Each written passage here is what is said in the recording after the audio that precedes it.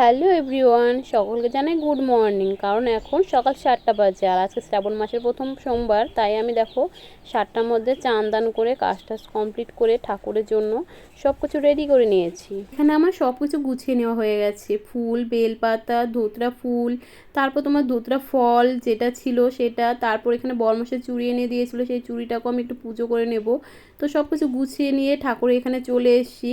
আর এখানে আমি ধূপকাঠি, ধুনো, প্রদীপ সব কিছু জ্বালিয়ে নিচ্ছি। আর সব প্রচণ্ড হাওয়া ছিল বলে আমি কি ভালো মতো ধরাতেই পারছিলাম না, তারপর শেষমেশ আমি ধরাতে পেরেছি। তারপর এখানে গুছিয়ে নিয়েছি সব কিছু, ঠাকুরের কাছে সব কিছু দিয়ে দিলাম।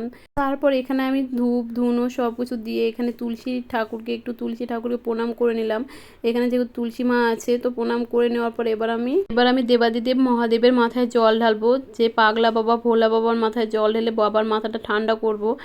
বাবা যেন সবাইকে ভালো রাখে, সবাইকে সুস্থ রাখে। আর দেখো এখানে আমি একটু জল ঢেলে স্নান করে নিয়েছি। আগে যেহেতু দাদাভাই জল ঢেলেছিল তা আমি একটু জল ঢেলে তারপর দুধ দিয়ে স্নান করিয়ে নেওয়ার পর এবার ভালো করে জল ঢেলে বাবার মাথাটাকে ঠান্ডা করছি। বা মহাদেবকে বলছিলাম যে ঠাকুর সবাইকে ভালো রেখো, সবাইকে সুস্থ রেখো।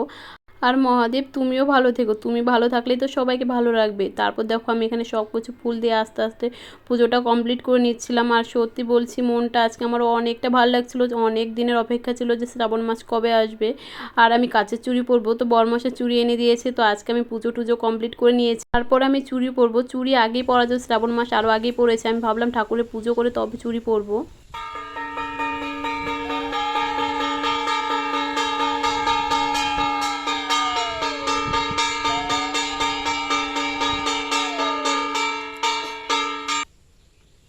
পুজো প্রায় কমপ্লিট হয়ে এসছে। আর এখানে অনেকটা সকাল, আর দেখো সকালে অনেকটা রোদ বেরিয়েছে, কারণ কয়েকদিন থেকে যা বৃষ্টি ছিল, রোজই বৃষ্টি হচ্ছে।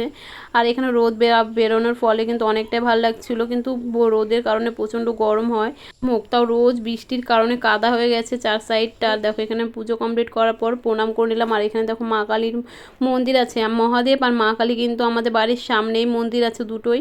তো আমি এখানে পুজো কমপ্লিট করে নিয়েছি, ঠাকুরকেও প্রণাম করে নিলাম। আর এখানে দেখো চুড়িটা আমি ঠাকুরের আসনে একটু ছুঁয়ে নিলাম যে ঠাকুর তুমি আশীর্বাদ করো, আমার স্বামীকে দীর্ঘায়ু করো আর সবার মঙ্গল করো। আর দেখো সবশেষে আমি চুড়িটা পরে নিয়েছি। আর যদি তোমাদের ভিডিওটি ভালো লাগে লাইক কমেন্ট শেয়ার সাবস্ক্রাইব করে দেবো। আজকে টাটা, বাই বাই।